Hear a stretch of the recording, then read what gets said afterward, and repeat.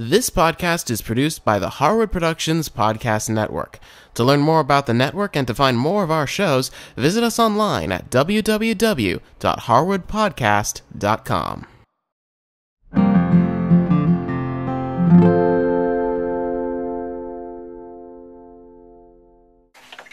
Hi, I'm Cindy Harris. Welcome to Easy Entertaining. Well, whether it's St. Patrick's Day or not, a corned beef dinner is delicious with this grasshopper pie. Start by getting a corned beef at the grocery store and make sure you get one that has a spice packet. Then you're going to want to open the packet, put it in a big pot, and start covering it with cold water. Once the meat's covered with water, then open the spice packet and put that in, and then put the whole pot on your stove. Turn your temperature up to high and bring it to a boil. Once that happens, you're going to want to put a lid on the pot and turn the heat down to low. You're going to let this simmer for about 2 hours. Now we've got a couple of hours while the meat simmers, so let's get out a baking sheet and a piece of foil, and we're going to get ready to glaze the meat when it's time. So just take the foil and make a little lip around the edges. That'll catch any of the glaze drips as the meat is baking, and then you can set that aside. Now for the glaze, we're going to take about 1/2 cup of brown sugar and 2 tablespoons to 1/4 cup of mustard, and we're just going to mix that together. Once that's mixed together, you can set that aside. And now we can start working on our grasshopper pie. Get one of the chocolate cookie crumb crusts at the grocery store and go ahead and take the lid off, but keep those foil edges on the side up. That will be handy. Take a jar of hot fudge topping and put it in the microwave for about a minute to kind of loosen it up. And then we want to get out our ice cream, and we want a green mint chocolate chip. That's important for a grasshopper pie. So once the hot fudge is kind of spoonable and spreadable, you're going to take it and you're going to put it all over the bottom and sides of this cookie crust.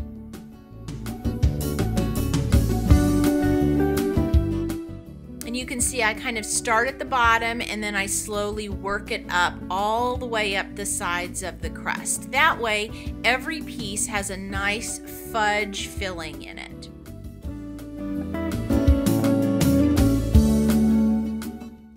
Then take a large spoon and start spooning some of the softened ice cream into the pie shell.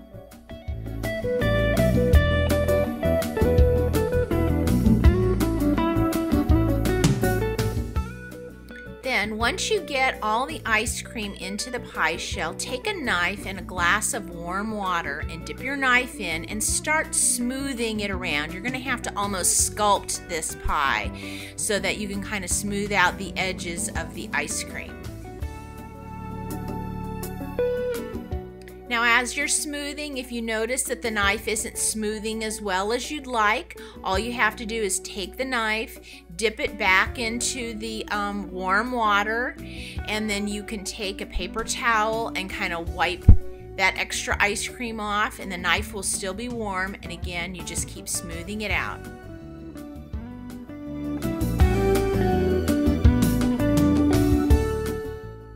And this is about how you want it to look. Now before we put it in the freezer, grab an extra little piece of chocolate you have laying around and your vegetable peeler, and you're just going to grate some chocolate all over the top. Then when it's time to go in the freezer, don't cover it, just put it straight away into the freezer for a couple of hours. So the meat is nice and tender. You're going to want to take it out of that hot water bath and put it right away onto that foil sheet that we prepared. Now, if there are any of the large mustard seeds, I kind of brush those off because I don't think people really like to bite into that. And then you take your brown sugar mustard glaze and you just pour it and spread it all over the top of that corned beef. And then you're going to put that into an oven at 300 degrees for about 45 minutes.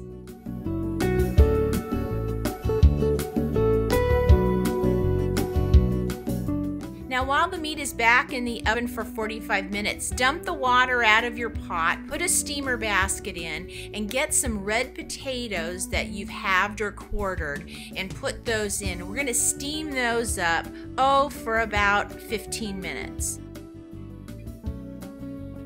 Then, once you've got those steamed up, we're going to go ahead, leave the potatoes in, and then I'm going to take a package of these little mini carrots, and I'm going to put those in, and then I'm going to let those steam for about, another 10 minutes.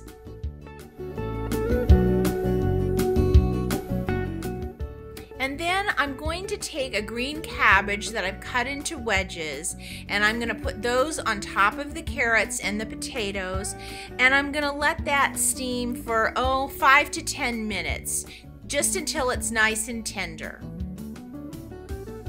At this point, the veggies should be done and the meat as well. So I'm going to go ahead and get my platter ready.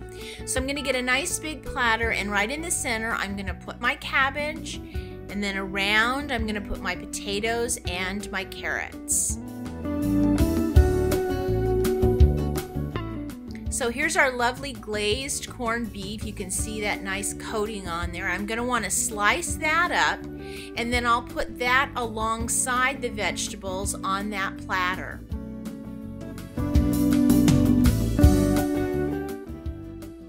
As you can see, this dinner is great for a big group. You can just set this platter out on a table and let everyone serve themselves.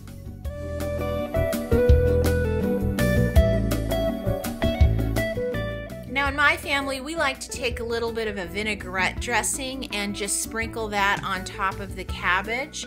And then I also like to serve some butter and some fat-free sour cream so that people can put that on the potatoes if they'd like as well. This glazed corned beef really makes a really flavorful and delicious Irish dinner.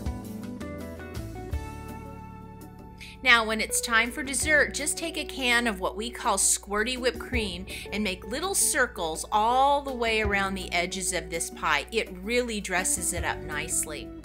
And then all you need to do is take a nice sharp knife and start cutting wedges of your pie. Look at that wonderful fudgy layer on the bottom, and that mint and chocolate is a great combination for this dinner. I hope you give this Irish dinner a try, and remember, it's not just for St. Patrick's Day. We'll see you next time. For more information on this episode, go to our website and visit the Easy Entertaining show notes. Also, if you have any questions or ideas for us, send us an email. Thanks for watching. We'll see you next time.